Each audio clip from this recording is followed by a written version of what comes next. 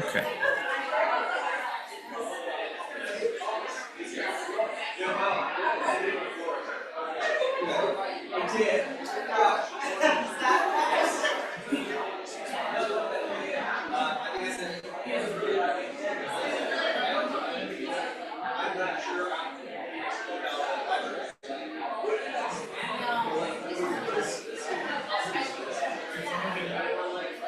Can you bring the bowl for us? Yeah, bring it up and bring it up and I'll get it for you.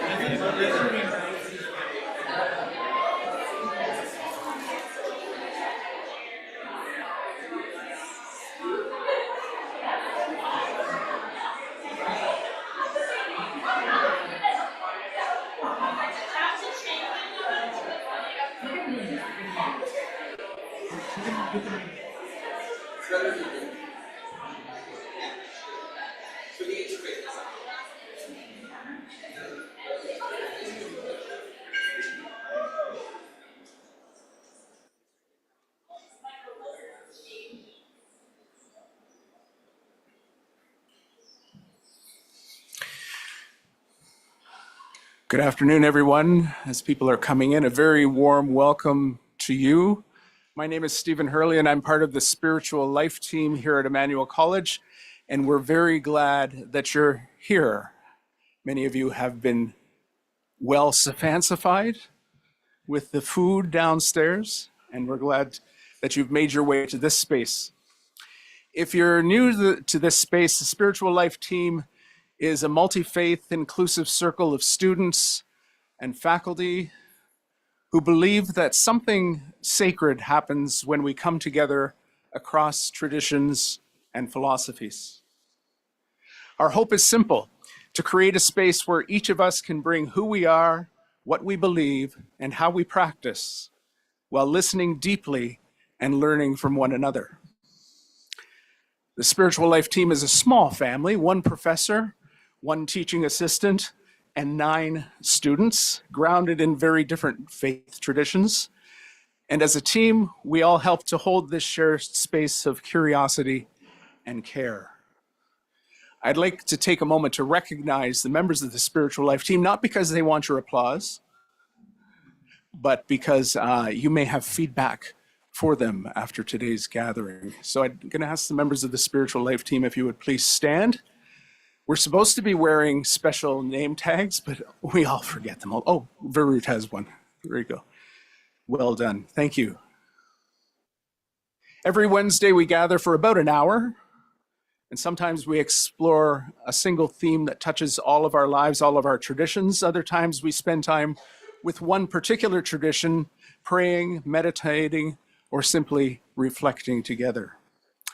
Today, we're exploring the beautiful theme of interbeing, drawn from the wisdom of Thich Nhat Hanh, a reminder that our lives are woven together in countless ways. During our time together, you'll have the opportunity to share silence, to share sacred text, and meditative practice based on that theme of interbeing. There's no right way to be here. You may join in. You may simply rest, listen, and be present. And if for any reason you need to step out, please know that's perfectly okay. You're free to leave, just as you are free to return when you're ready. Your presence, just as it is, completes the circle. And thank you for bringing yourself to this moment.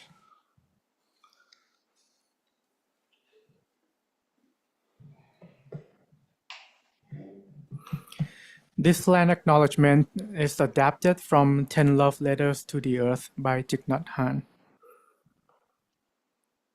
Dear Mother Earth, I bow my head before you as I look deeply and recognize that you are present in me and that I'm a part of you. I was born from you, and you are always present, offering me everything I need for my nourishment and growth. You are the mother of all beings.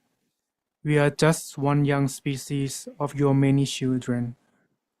For thousands of years, people of the Huron-Wendat, the Seneca, the Mississaugas of the credit have cultivated the interrelationship with you. They have welcomed many generations of immigrants since. We humans are often proud of our mind consciousness. We are proud of our tools and technology. We overlook the fact that our mind consciousness is limited by our habitual tendencies to discriminate and conceptualize. We differentiate between birth and death, being and non-being, inside and outside, individual and collective. Nonetheless, thanks to the precious gift of awareness, there are humans who have overcome these habitual tendencies to attain the wisdom of non-discrimination. Dear Mother, we are learning to love you more and to love one another in the light of this insight of interbeing. We know that this non-dualistic way of seeing things can help us to transcend all discrimination, fear, jealousy, hatred, and despair. I vow to follow in the footsteps of those who have gone before me, to live with awakening and compassion, and so be worthy of calling myself your child.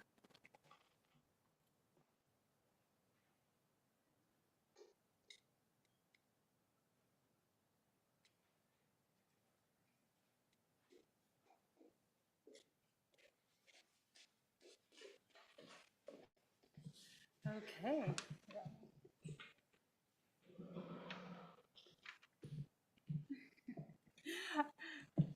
Bring this down. Well, good afternoon, everybody. I'm so happy to see you all. So I am honored and delighted to introduce Jessica and Mark Price, who are very dear friends and great supporters of Buddhist and multi-faith theological and spiritual care education. Jessica and Mark have made a very generous gift to support an exciting initiative starting at Emmanuel College this winter. With the funds so generously gifted by Jessica and Mark, Emmanuel College will be offering a professional continuing education program for folks who have already graduated and who are in clinical practice, in spiritual care, in psychotherapy, and ministry. The program will be not just for Emmanuel graduates, but for anyone in the helping professions who require continuing education and wish to learn more about integrating spirituality in their work. So starting this winter, we will start offering continuing ed programs or classes. When we presented this idea to Mark and Jessica, and with the assistance of Winnie Chan, there's Winnie. They immediately recognized that professional continuing education, specifically in spiritual care and counseling, will have a meaningful impact for our graduates, the larger world of the helping professions, and ultimately those who seek care and need spiritual support. We believe that this continuing education program will fill a vital role in advancing spiritual care in the Canadian context. I have known Jessica and Mark for some time now, and I can say that they are very warm and very generous people. My children really appreciate their generosity with candy and treats and other goodies. They exemplify the wisdom of the Buddhist teachings on interdependence and interbeing, that we are all inescapably interconnected with one another. And therefore, we must care for one another and recognize that the happiness and well-being of each one of us depends on the happiness and well-being of all of us. So I'm just so grateful to Jessica and to Mark. It is truly an honor for me to recognize your generosity today. And so did you want to come up? Our acting principal, Professor Pam McCarroll, has something for you, and then I'll invite you to say a few words. Yes, we are overjoyed to celebrate with you and to honor you today.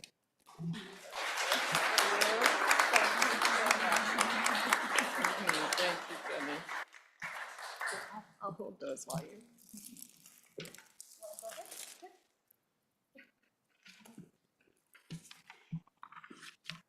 Thank you, Professor Bright. Good afternoon, faculty members, staff, and dear students from Emmanuel College. It's a heartfelt joy for Mark and me to join you today at this Buddhist spiritual life gathering.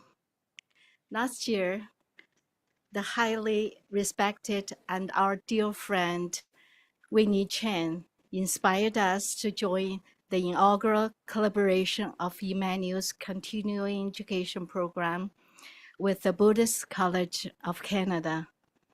Over a series of weekend courses, we were introduced to Buddhist psychotherapy, the Buddhist approach to death, Buddhist liturgy, mindfulness practice, and Buddhist art.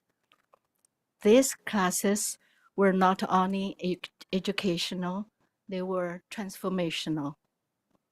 The teachings of Professor Henry Su, Professor Jennifer Bright, and our other instructors were filled with wisdom, compassion, and inspiration. They opened a meaningful path for students from all walks of life to integrate Buddhist insight into contemporary care and life practice. Those experiences planted a seed in our heart, a desire to support Buddhist education in whatever small ways we could. Over the summer, through thoughtful conversations with Winnie Chen, Principal Heron, Professor Su, Professor Bright, the idea of a micro-credential program in Buddhist spiritual care began to take shape. We hope this program becomes a source of inspiration for students, alumni, social workers, counselors, and public health specialists, especially those who are searching for ways to bring more presence, compassion, and spiritual depth into their work. We know healthcare practitioners carry heavy responsibilities, and we hope these teachings offer not only professional growth, but also personal healing and renewal. We also hope this effort will spark future philanthropic opportunities from like-minded individuals and further highlight the remarkable multi-faith and inclusive work being conducted at Emmanuel.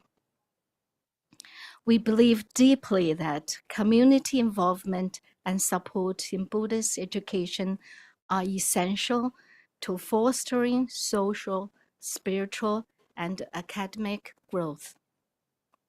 Finally, we would like to express our heartfelt gratitude to Winnie Chen, Dr. McEwen, Principal Heron, Acting Principal McCarroll, Professor Su and Bright, for your leadership, vision, and encouragement.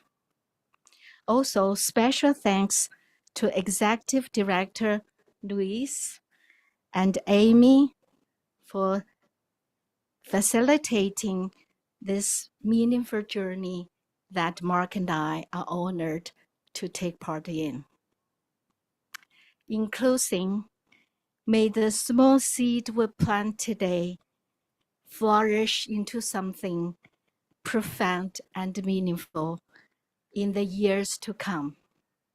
Nurtured by the dedication of Emmanuel College and its extraordinary faculty members, and carried forward by each of you who choose to walk this path with heart and purpose. Thank you.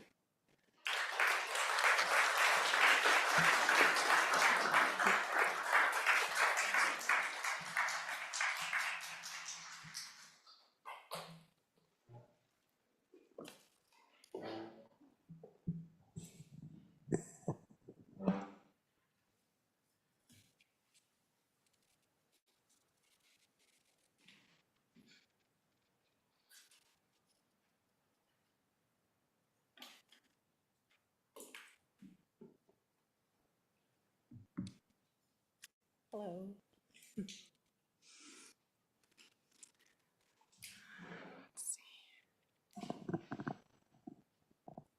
Can you hear me okay if I'm speaking at this volume? Okay. I'm really honored to get to also share in this service today on the theme of interbeing. I imagine that I was invited because I'm familiar with the topic, having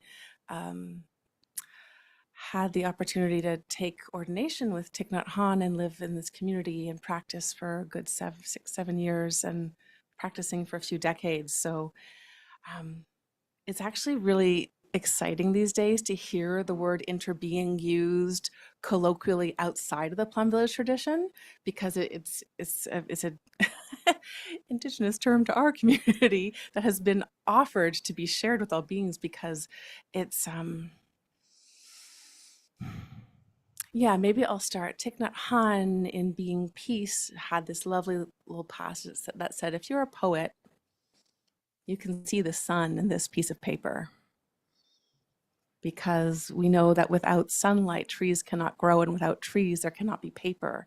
But not only is there sunlight, there are loggers in this piece of paper. There are earthworms. There are factories, workers. There are truck drivers. There are the people who created paper. The entire cosmos is not separate from this piece of paper, just as it is not separate from you and me, and we are not separate from each other. And that's such a foundational concept in Mahayana Buddhism, that he wanted to go from the more technical terms of interpenetration or codependent arising to have an easy to use word to express this very, very profound and simple concept.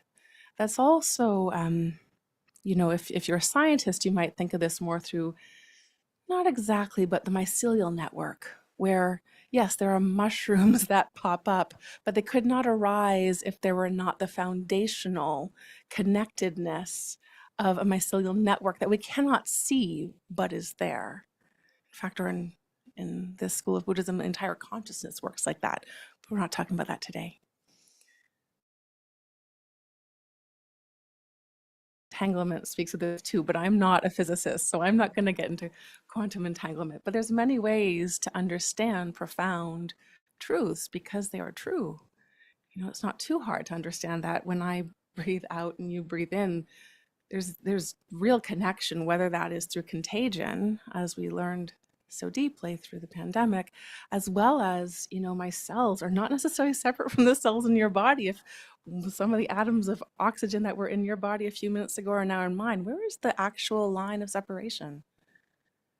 And our cultures are not separate. Our thoughts are not separate. We are in this academic institution that spends a lot of time thinking, and yet, and that can seem like individual people have their own thoughts, but we could not learn what we are learning if there were not those who came before us. And so interbeing is also about ancestry as much as across time, as much as it is about the physical dimension across space, this interconnectedness. We just speak mostly about the physical, material, spatial dimension, but it actually is about time too.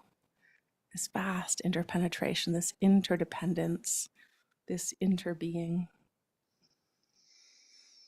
And without getting too nerdy, and hopefully Professor Shu will correct me if I get anything wrong, but I think I learned a lot doing the Masters of Pastoral Studies, which I've graduated from, and now work as a spiritually integrated psychotherapist. And I'm continuing my studies in the Masters of Theological Studies because I really value getting to do the deep thought work a little bit, one course at a time, and do the application in my daily life, which is also how Thich Nhat Hanh taught us to study. He said, go ahead and study if you want, but for every 1 hour of study, you need at least 7 hours of application and practice. Don't turn it around, because it will never work. It doesn't do you any good, which I know is not necessarily how universities approach things, but that's where this comes from.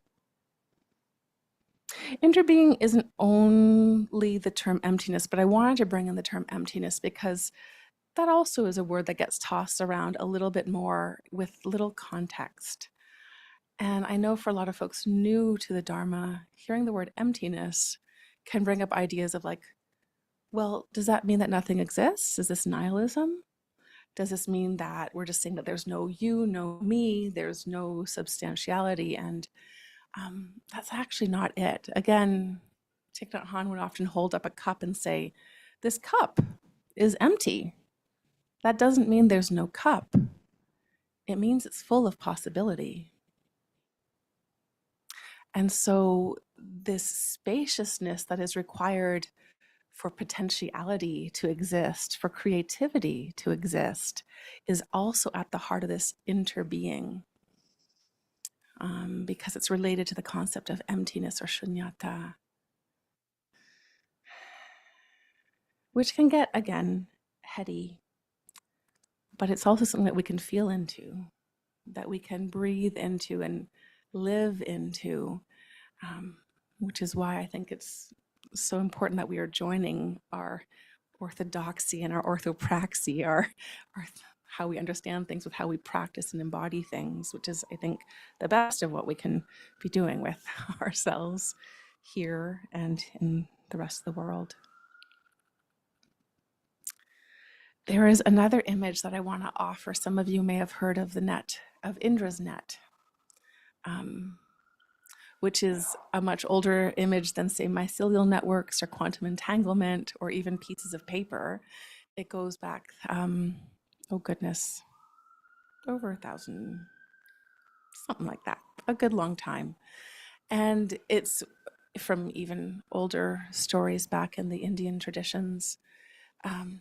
The idea that the entire universe, every phenomena, every stone, every person, every tree, mountain, is a knot in a net that spans the entire universe.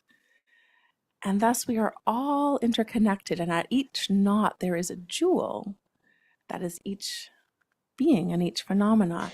And so if you've ever seen a net, you know you can't tug at one part without tugging the other parts, without affecting the other parts. And similarly, if you have all the facets of a jewel reflecting the light of every other facet, it's a really ancient image that's again given to poetically feel into our interdependence, because it's not just something that we think about. It's ultimately here to shape how we actually interact, how we care for each other, how Thich Nhat Hanh calls it the oldest form of ecology, this understanding of our infinite interdependence.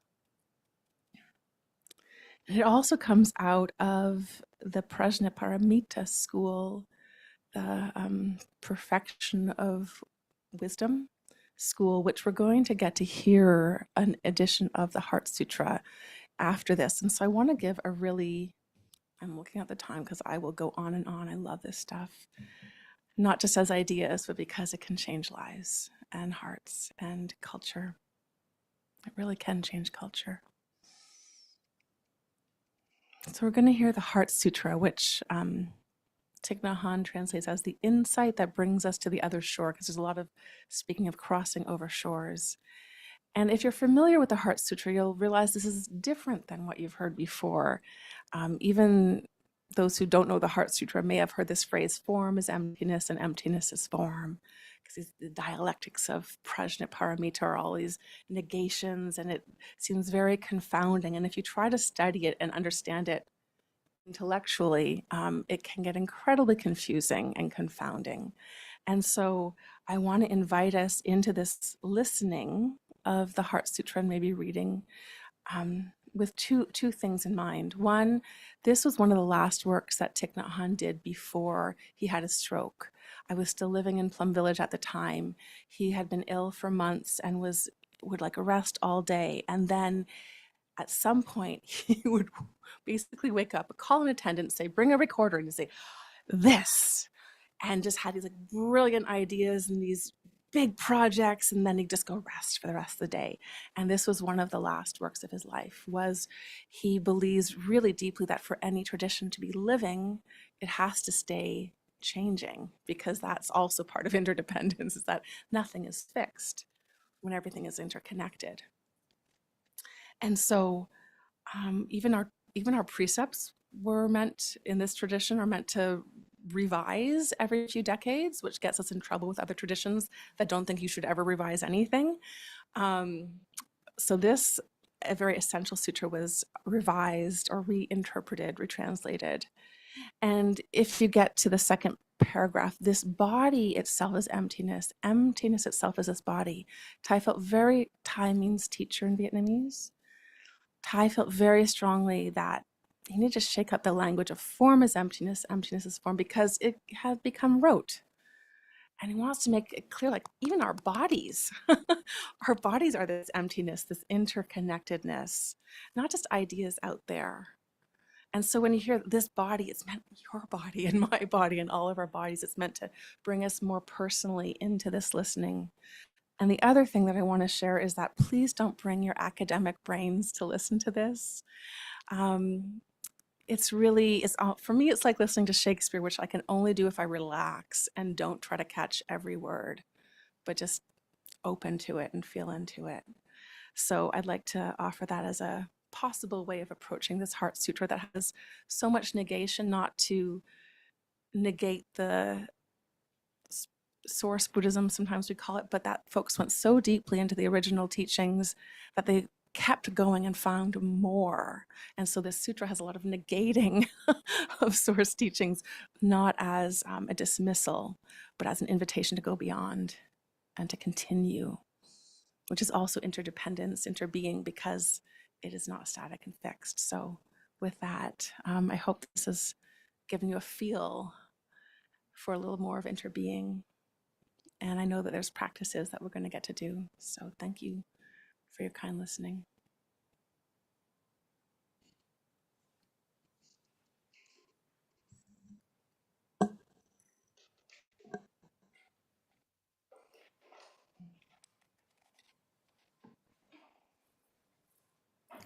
So this reading is called The Insight That Brings Us to the Other Shore. It is a translation of the Heart Sutra by Thich Nhat Hanh, and it's a conversation between two disciples of Buddha, Avalokiteshvara and Shariputra.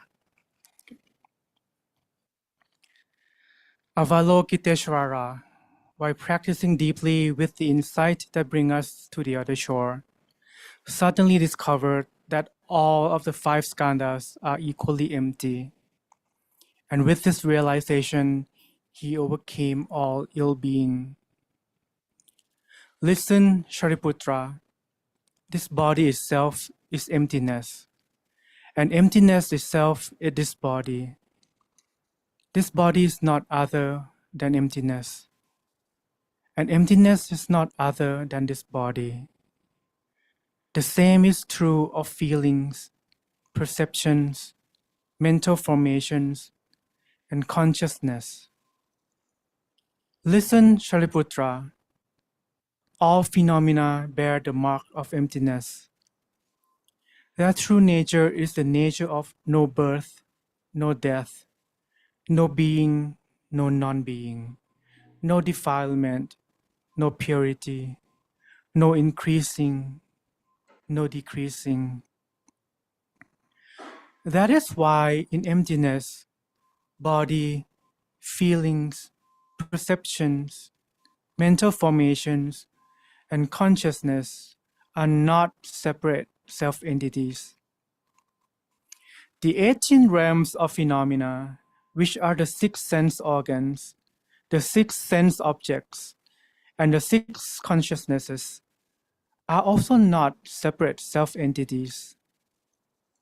The 12 links of interdependent arising and their extinction are also not separate self-entities.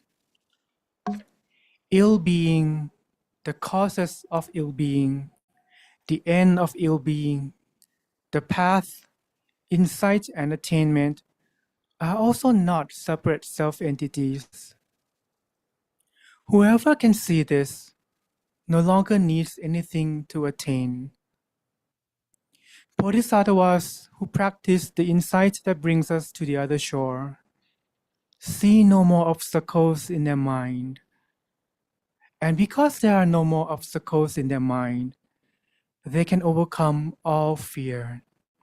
destroy all wrong perceptions, and realize perfect nirvana. All Buddhas in the past, present, and future, by practicing the insight that brings us to the other shore, are all capable of attaining authentic and perfect enlightenment. Therefore, Sariputra, it should be known that the insight that brings us to the other shore is a great mantra, the most illuminating mantra, the highest mantra, a mantra beyond compare, the true wisdom that has the power to put an end to all kinds of suffering. Therefore, let us proclaim a mantra to praise the insight that brings us to the other shore. Kate, kate, parakate, parasamkate, bodhi swaha. Kate, kate, parakate, parasamkate, bodhi swaha. Kate, kate, parakate, parasamkate, bodhi swaha.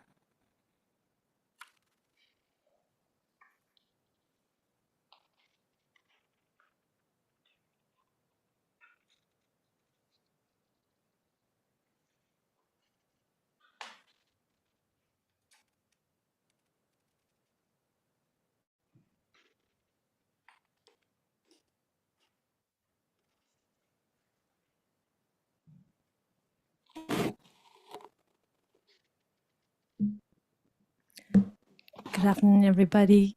Thank you so much. It's an honor to be here, to be reflecting on none other than the Heart Sutra, which is the profound wisdom of emptiness.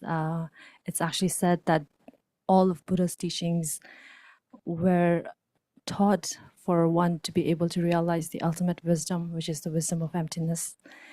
And definitely it's an honor for me to be able to be here. I'll be leading a short meditation session. We'll try to reflect on the interdependent nature of the self. So we've seen how we depend on outside things. We'll try through this meditation to look within ourselves and try to find the interdependent nature of the self. I invite all of you to take a comfortable position, however you would like. You can be straight. Yeah, as you settle yourself, you can have your eyes either closed or you can lower your gaze. We'll try to do a short meditation reflecting on this topic of interdependence of the self.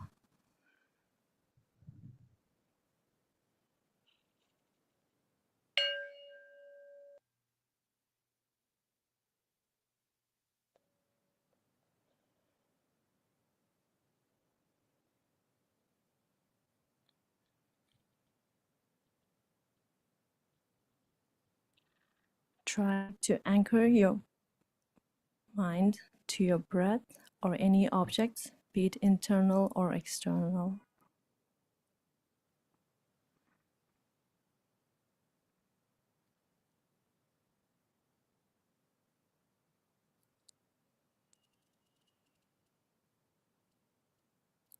When you feel your mind is a bit calm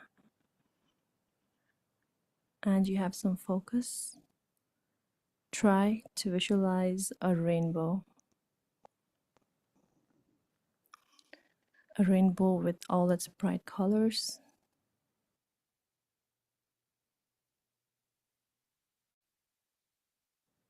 Now, when you're ready, I want you to inquire, how does this rainbow come into being?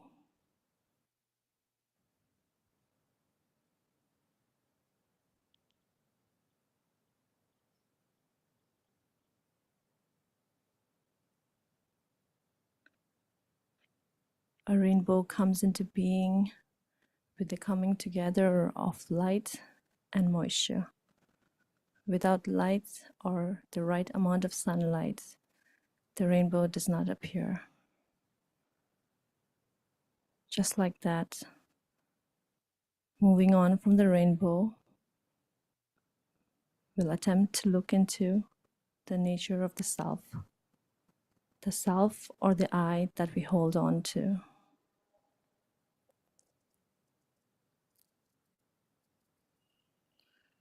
What makes the self?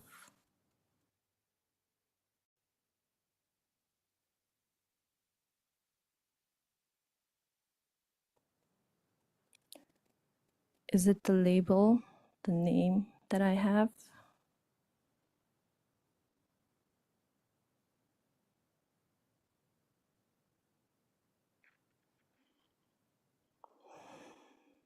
Or is it the body?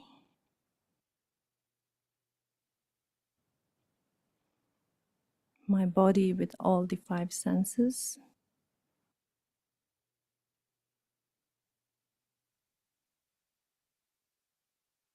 Do I see myself within the body?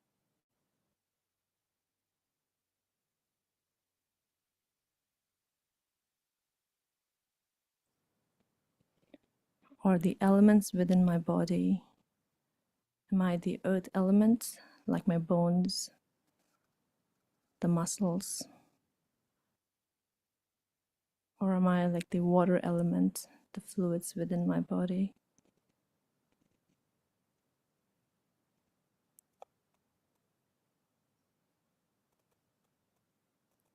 We're still attempting to find the self.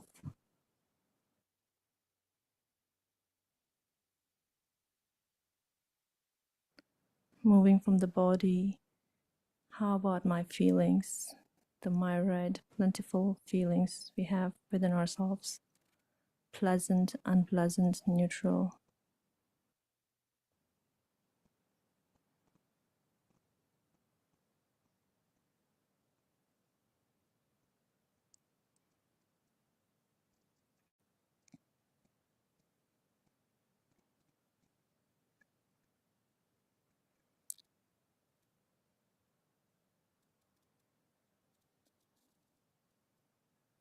How about the thoughts? The thoughts, different thoughts we have all throughout the day.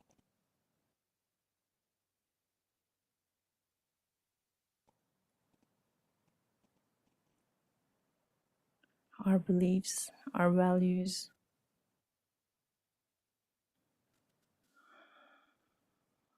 It's my belief, my thoughts, our beliefs, our values, our thoughts.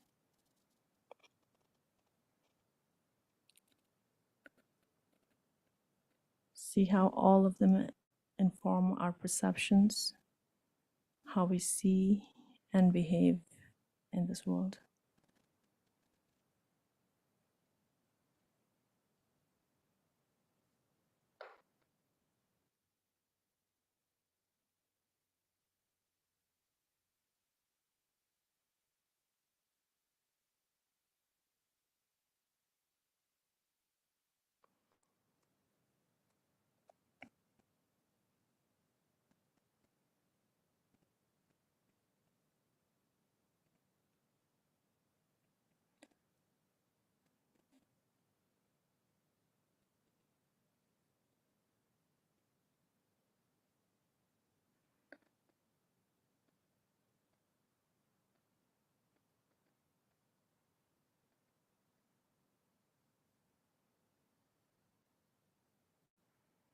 Just like any other phenomena in this world, the self, the I that we hold on to, is interdependent and depends on our body, our name, our feelings, our thoughts, sensations.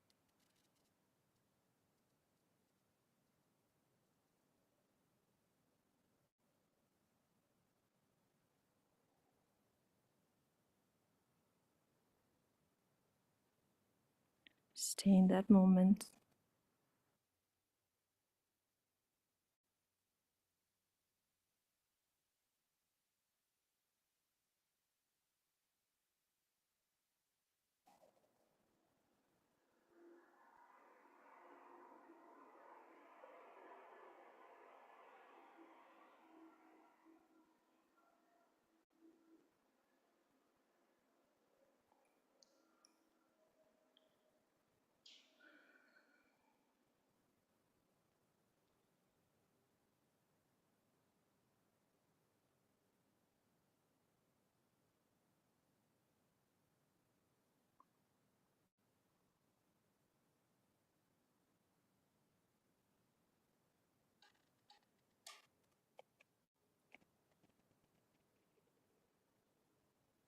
the self is composed of all of these aggregates and is always changing.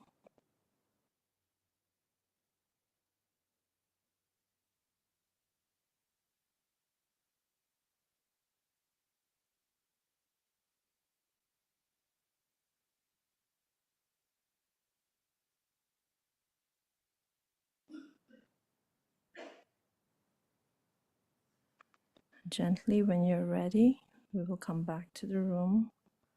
Whenever you're ready, slowly open your eyes and bring your awareness back to the room.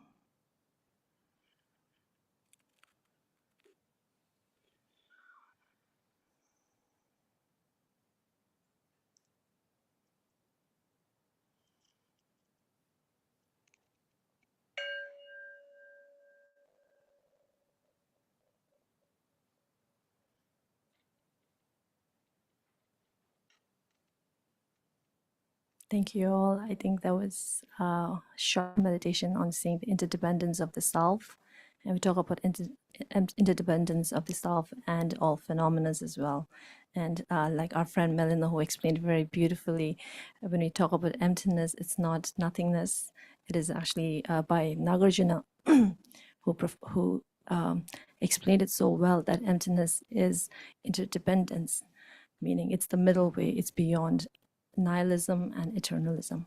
So thank you.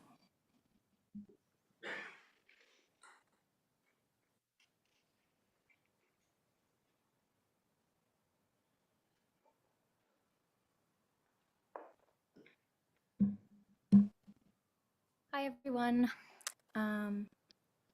We're going to do a short ritual action. It's going to be slightly amended due to our time restraints today. But essentially, we're going to look at creating a visual symbol of interbeing. So I would like to ask roughly 10 people to help me out with this creation.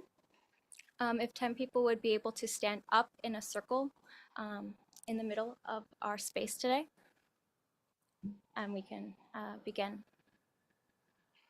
8 to 10 is fine. You don't need that many.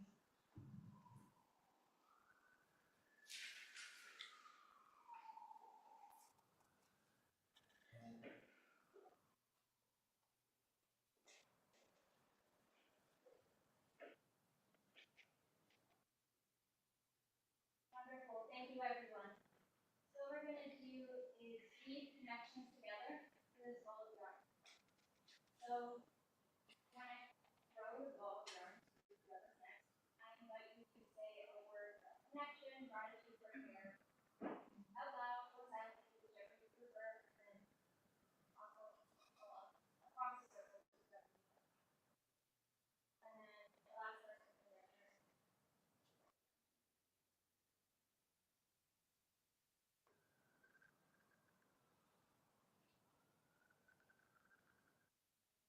Recognize the thread that connects all life.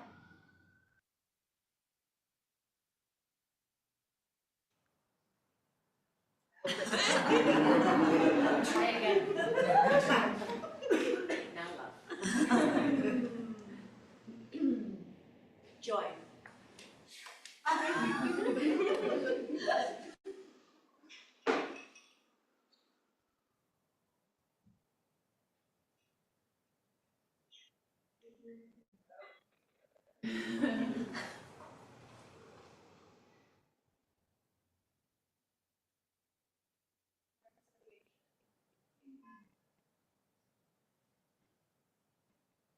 Empathy.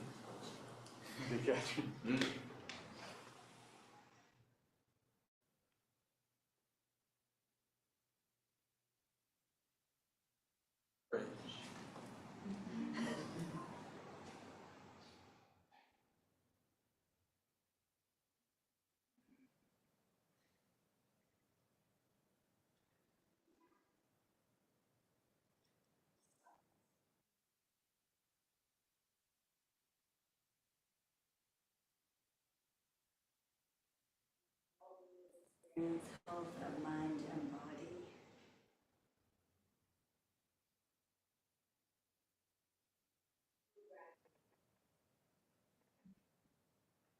What we've created is our own living version of interbeing.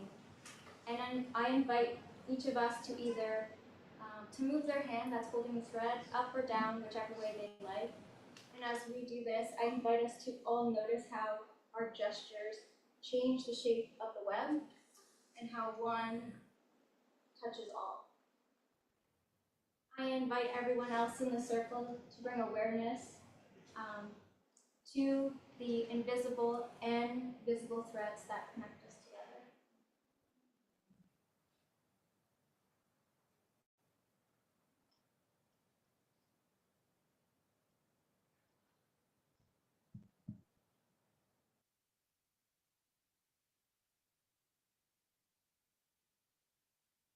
And I invite everyone in our interdependent web here to gently untie.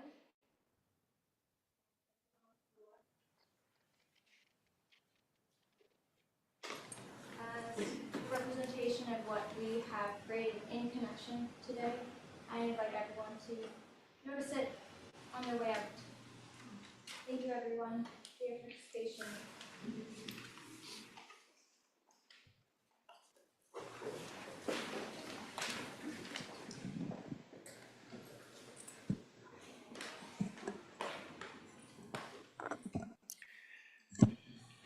Thank you for your participation. We're hoping as a spiritual life team that a word or a gesture or a lyric or a melody or even a moment of silence has touched you in some way today and allows you to carry yourself out into the world just a little bit differently.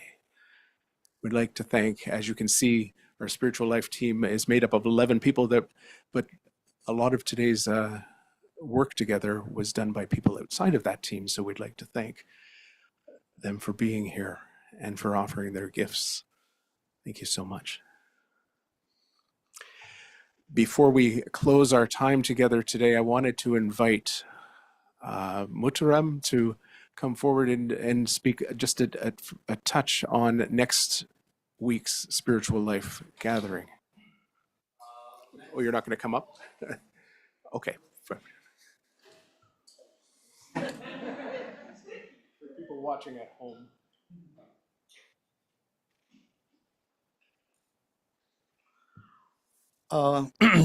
Next week on Thursday, we have Muslim events. So we want to invite all of you to join us. It will start 1 p.m.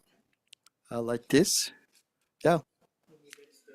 So, well, Wednesday, yeah, on Wednesday, yeah. Not Tuesday, Wednesday, yes. Thank you.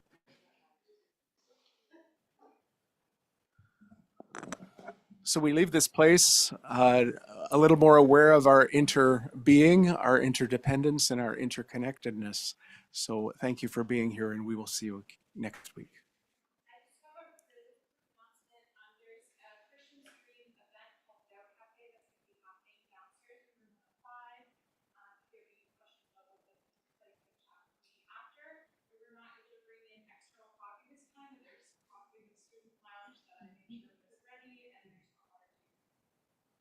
Thanks, Catherine.